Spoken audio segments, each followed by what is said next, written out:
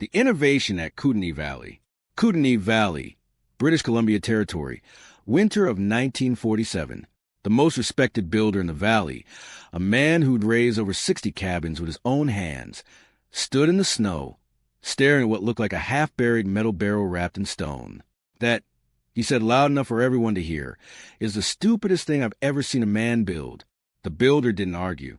He just kept stacking sandstone blocks around the curved steel shell, his breath fogging in the December air. By spring, that stupid building would humiliate 50 years of frontier construction wisdom. Today, you're going to understand why the worst idea in Kootenay Valley became the most copied design in Purcell Range, and why the numbers behind are still studied by off-grid builders 75 years later.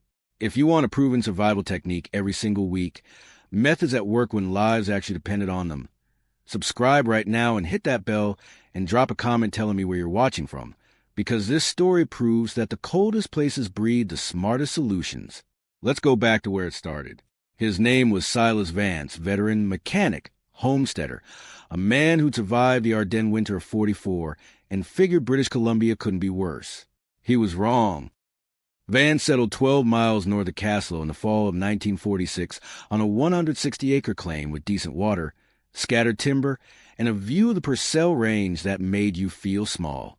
He spent October and November throwing up a standard 16 by 20 log cabin, dovetail corners, clay chinking, reverse stone fireplace, shake roof, exactly what every other homesteader in the valley built. It looked right, it felt solid, and when the first cold snap hit in late November, it nearly killed him. The problem wasn't the cold outside. Canadian cold was expected. The problem was the cold inside. On a still night with the fireplace roaring, the cabin held maybe 60 degrees near the hearth. 10 feet away, it dropped to 45. By the back wall, your breath frosted. The floor was worse, pulling heat straight out through your boots, no matter how many layers of wool you piled on. And the moment that fire dimmed, even for an hour, the whole structure bled warmth like a sieve. Vance did the math. He was burning 6 cords of wood a month. That's roughly 200 pieces of split pine a week just to keep the inside survivable. His neighbors, men who'd been through a dozen winters, told him that was normal. Most families in the valley consumed between 6 and 8 cords per season. Some burned 10. And it got worse. When the wind picked up, the chinking flexed. Cold air found every seam, every gap in the dovetails, every place where the clay had cracked or fallen out. The drafts were so bad, he could watch the candle flames bend. Temperature swings were brutal. 70 degrees by the fire at midnight, 35 degrees by dawn if he let it die down to coals. The moisture was a nightmare. 2. Condensation formed on the inside of the logs near the roof. Ice built up on the north wall by February. He stuffed rags in the cracks, re-chinked with wet clay mixed with ash, hung canvas tarps as inner wind barriers. Nothing fixed it. This was the standard, the method everyone used. 60 years of collective frontier experience. And the best answer was burn more wood, sleep closer to the fire, and wait for spring. Silas Vance had a different idea. In March of 1947, he heard that the Army was auctioning off surplus Quonset huts in Nelson, 20-foot wide half-cylinder steel shelters used for equipment storage during the war. Most folks saw them as barns, maybe tool sheds. Vance saw a frame. He bought one for $40, hauled it back in pieces on a flatbed, and started talking about his plan. A Quonset hut buried halfway into a south-facing hillside, wrapped with 18 in a stone and thermal mass heated by a central masonry stove that would turn the whole structure into a radiator. People thought he'd lost his mind. Metal doesn't insulate. Metal conducts. Everyone knew that. Wrap a steel shell around your living space, and you'd be sleeping inside a frozen can. And stone. Stone was for foundations for fireplaces. You didn't build walls out of it unless you were putting up a fort. It was too heavy, too slow, too expensive. But Vance had spent a winter in a Belgian farmhouse during the war. Thick stone walls, central tile stove. That house stayed warm for hours after the fire went out. Even when the temperature outside dropped below zero, he wasn't guessing. He'd felt it. So while his neighbors were re-chinking their cabins and splitting more firewood, Silas Vance started digging into a hillside and building something that looked nothing like a home. Here's what he built. The Quonset hut went up first, anchored on a foundation of stacked stones sunk 3 feet into the hillside. The steel frame formed a 20-foot wide, 32 feet long arch with the back half buried into the slope for wind protection and thermal stability. The front half stood exposed, facing south to catch winter sun. Then came the controversial part. Vance didn't insulate the metal shell. He wrapped it. He built a second wall, an inner wall 18 to 24 inside the steel, using local sandstone and limestone blocks mortared with clay and lime. Not a thin veneer, a full structural wall running the entire interior curve of the hut, floor to ceiling. That gap between the steel and the stone, he left it open, ventilated.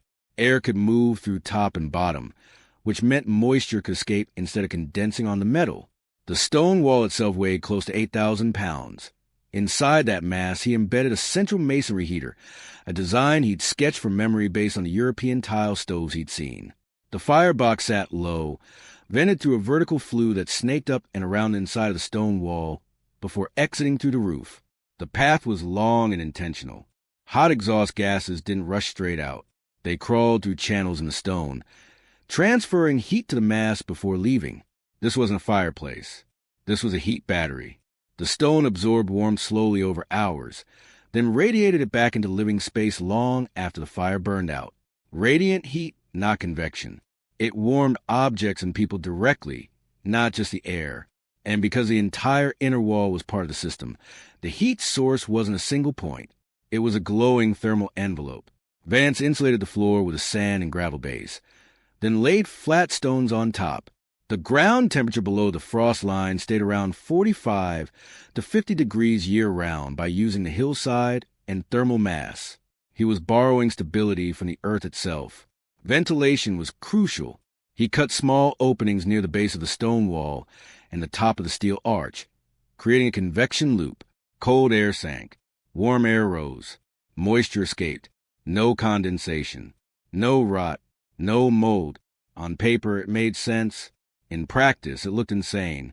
The metal workers in Caslow told him he was building a sweat lodge. The carpenters said the weight would buckle the frame.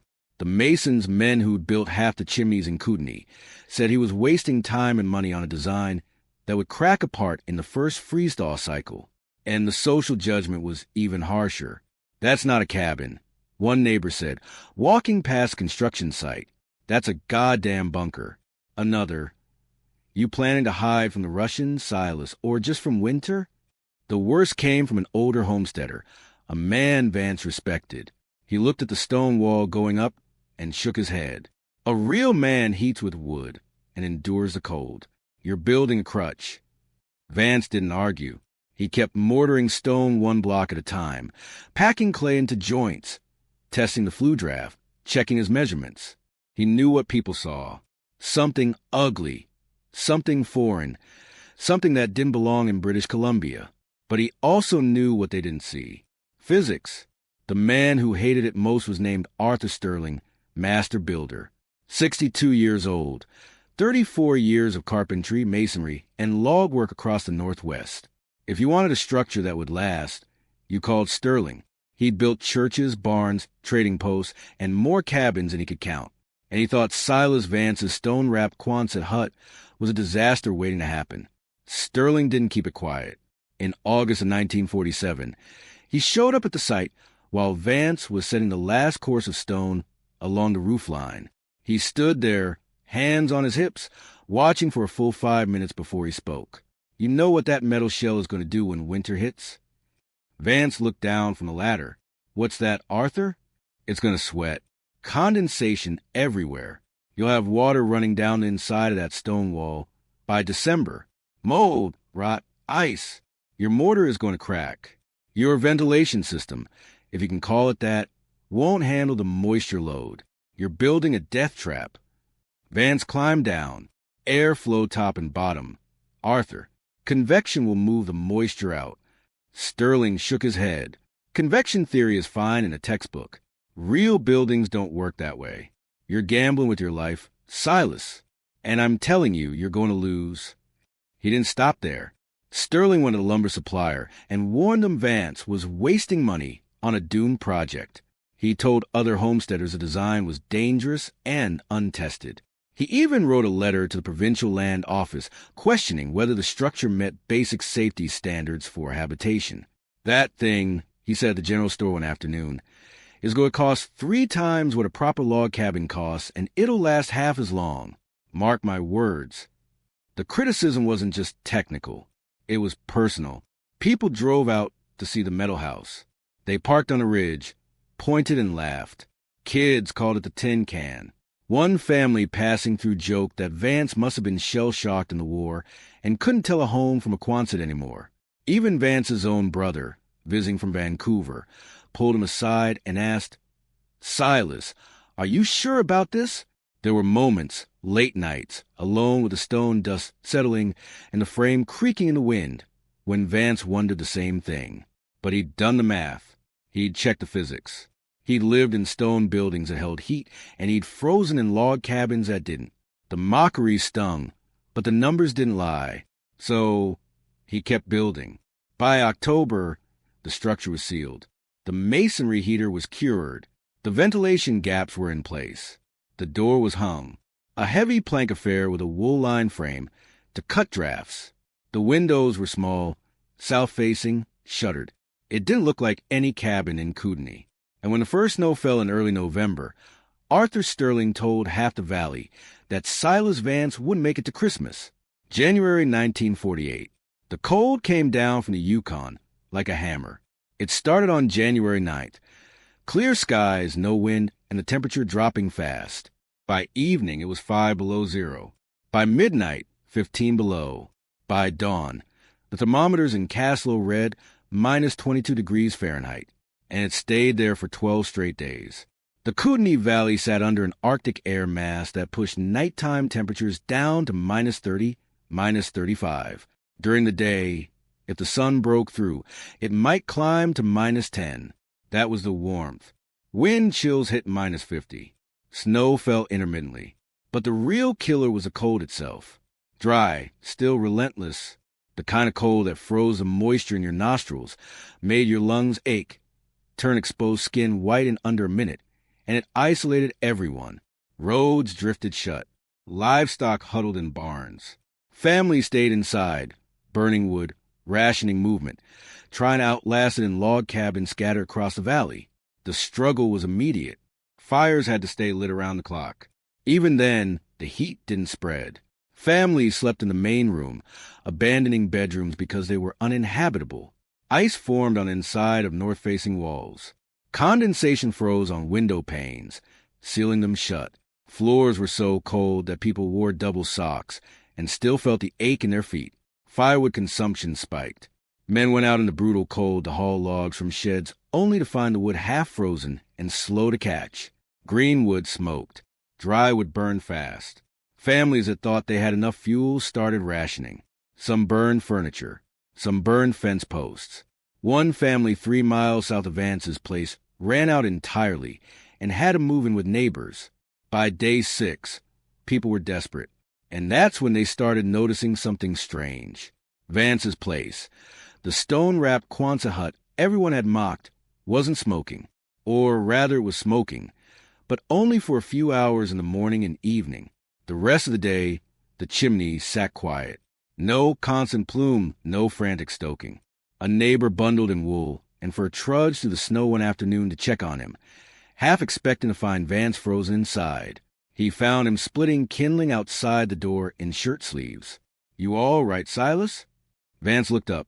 "Yeah, you?" The neighbor stared. "It's 18 below. You're not even wearing a coat."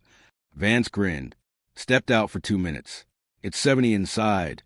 The neighbor didn't believe him. Couldn't believe him. 70 degrees in this cold? That was impossible. "Come see for yourself," Vance said. The man followed him through the door and stopped cold. The interior of the Quonset hut was warm. Not fire warm where you had to stand next to the hearth to feel it. Warm everywhere. The stone walls radiated heat like a living thing. The floor was warm underfoot. The air was still dry, comfortable. The neighbor pulled off his glove and touched the stone wall. It was hot, not surface hot from a nearby flame. Deep, sustained, radiating hot. How much were you burning? He asked. Vance shrugged. One fire in the morning, one in the evening, maybe 2 hours each. That's it. The man looked at the small pile of firewood stacked near the masonry heater. It was nothing, a fraction of what his own family was burning through daily. You're telling me this place stays 70 degrees on 4 hours of fire a day? Higher. Actually, Vance said, hasn't dropped below 65, even overnight. The neighbor went home, told his wife, and within 2 days, half a dozen people had made the trek through the snow to see for themselves. And what they saw changed everything. Stay with me, because the numbers that came out of that January cold snap humiliated 50 years of frontier-building wisdom and prove that sometimes the craziest idea is just physics waiting to be believed. On January 15th, 1948, a man named Edgar Thorne showed up at Silas Vance's door carrying a mercury thermometer and a notebook. Thorne was a surveyor, methodical, precise, and deeply skeptical. He'd heard the rumors about Vance's war metal house and didn't believe a word of it. So he walked 2 miles through knee-deep snow and minus 28 degrees cold to prove everyone wrong. What he found instead was a number he couldn't argue with, 68 degrees Fahrenheit. Thorne stood in the center of the Quonset hut, holding the thermometer at chest height, watching the mercury settle. He walked to the back wall, 66 degrees.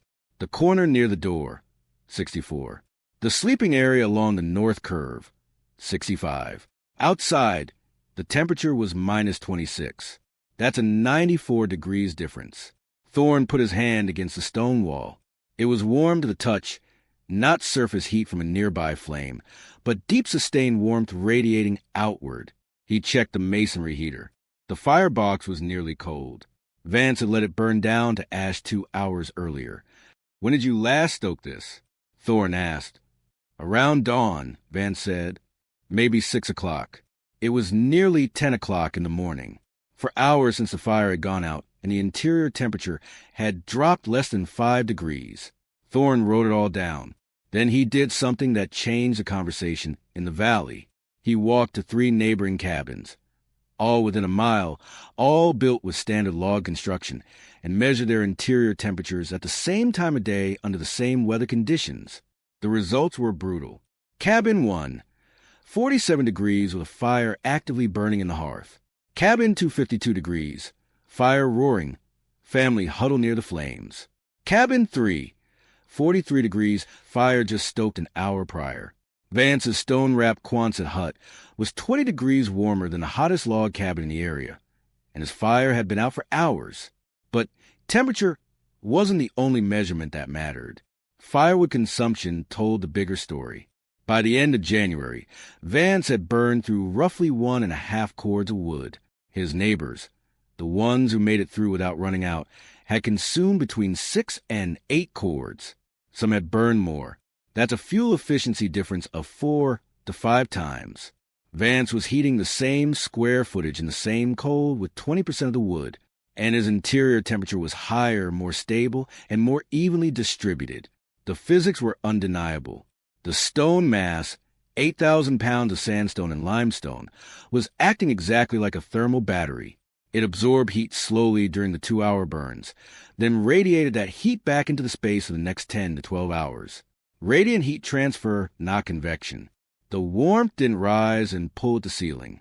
It spread evenly, warming surfaces, objects, and bodies directly.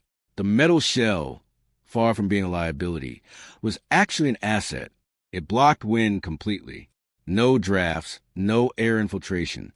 The ventilation system Vance had built, those small openings top and bottom, created a passive convection loop that moved moisture out without losing heat. The interior stayed bone dry. No condensation, no ice on the walls, no mold. The floor was warm, too. Thorne measured it at 58 degrees, 15 to 20 degrees warmer than the frozen plank floors in neighboring log cabins. That difference came from 2 sources: the radiant heat from the stone walls warming the floor surface and the thermal stability of the earth itself beneath the foundation. When Vance fired the masonry heater, the heat didn't vanish up the chimney. It moved through the flue channels embedded in the stone, transferring energy to the mass before exhausting. The exhaust gases left the building at a much lower temperature than a standard fireplace, meaning more of the heat stayed inside, stored in the stone instead of escaping into the sky. It was efficient, it was elegant, and it was irrefutable. Word spread fast. Within a week, a dozen homesteaders had visited to see it for themselves. They touched the walls. They measured the air. They asked questions about the firebox, the flue design, the ventilation, the stone types, the mortar mix. And then Arthur Sterling showed up, the master builder who called the design a death trap, who'd warned the valley that Vance was building a failure, who'd staked his reputation on the fact that metal and stone couldn't work together. He walked in, thermometer in hand, and stood silent for 5 full minutes. Then he said, "I need to see your plans." Vance pulled out the sketches, rough drawings on butcher paper, measurements scribbled in the margins, notes about flue paths and airflow. Sterling studied them. He walked the perimeter of the stone wall, checking the mortar joints, the ventilation gaps, the anchoring. He knelt by the masonry heater and traced a flue path with his finger. Finally, he stood up, looked Vance in the eye, and said, "I've been building for 34 years. I was wrong." It was the most important sentence spoken that winter, because when Arthur Sterling admitted he was wrong, the entire valley listened.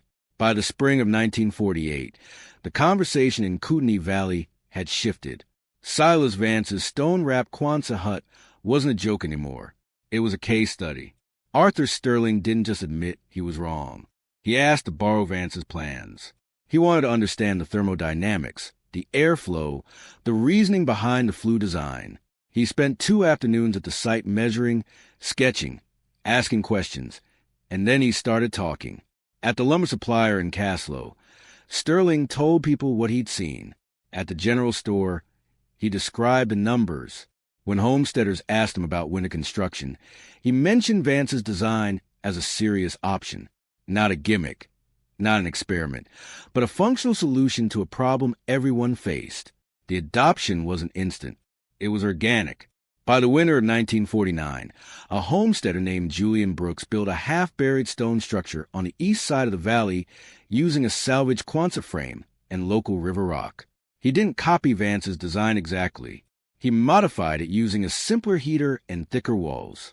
It worked. In 1950, 2 more families followed. One used a stone and clay hybrid. Another built a partial stone wall on the north side of traditional cabin, turning it into a heat sink. Both reported lower wood consumption and warmer interiors. By 1952, there were 11 structures within 40 miles that incorporated some version of Vance's principles: stone thermal mass, radiant heat storage, central masonry heaters, wind-protected shells. The design variations were fascinating. Some homesteaders couldn't afford a Quonset hut, so they built stone walls inside traditional log cabins, creating a thermal core. Others used the hillside burial technique without the metal shell, relying on earth berming for wind protection. A few built standalone masonry heaters and surrounded them with stacked stone benches that doubled as sleeping platforms. An old European idea brought back to life in British Columbia. The principle was the same: store heat in mass, radiate it slowly, reduce fuel consumption. It wasn't about copying Vance. It was about understanding what he understood. And what he understood was this: the metal shell wasn't the enemy. It was a windbreak, a structural frame, a moisture barrier when properly vented. The stone wasn't decorative. It was a battery, a way to capture heat and release it over time, smoothing out the brutal temperature swings that made frontier winters so deadly. The masonry heater wasn't a luxury. It was an efficient transfer system, pulling energy out of combustion and locking it into mass instead of sending it up the chimney. None of this was magic. It was physics. Thermal mass absorbs heat slowly and releases it slowly. Radiant heat warms objects and people directly, not just air. Convection moves air and with it moisture. Proper ventilation prevents condensation. Insulation slows heat loss, but mass stores it. Vance hadn't invented these principles. He just applied them in a place where everyone else had assumed they didn't matter. The cultural shift was quieter, but just as significant. For decades, the standard answer to cold had been: burn more wood, build thicker walls, suffer through it. Vance showed that you could work smarter, not harder. You could use the earth, the sun, the materials at hand, and the basic laws of thermodynamics to create comfort with less effort. People stopped calling him stubborn. They started calling him practical. And Arthur Stirling, the man who'd fought the design the hardest, became one of its most vocal advocates. He told younger builders to study heat flow, to think about thermal mass, to stop assuming that the old way was the only way. "I built 60 cabins the same way for 30 years, he said once, standing outside Vance's hut in the spring of 1950. And every single one of them was colder than this. The legacy didn't end in British Columbia. Vance's design, stone-wrapped Quonset huts, earth-berm shelters, masonry heaters with embedded thermal mass, spread slowly through off-grid communities across the Rockies. Some variations made it into Alaska. Others showed up in the Yukon, the northern plains, even parts of Ontario. And today, 75 years later, the principles are still studied. Modern passive solar homes use thermal mass floors and walls to store heat. Rocket mass heaters and masonry stoves are staples of the homesteading movement. Earth-sheltered buildings buried into hillsides for temperature stability are recognized as some of the most energy-efficient structures you can build. Silas Vance didn't invent any of that, but he proved it worked when it mattered most. He proved that the best survival wisdom isn't always traditional or modern. It's just physics applied with intention. He proved that sometimes the craziest idea is the one nobody's tested yet. And he proved that a man in shirt sleeves standing outside in 18 below weather can teach you more about heat than 1,000 arguments ever will. So here's the question I'll leave you with. Which part of the solution would you apply to your own home today? Would you add thermal mass to your heating system?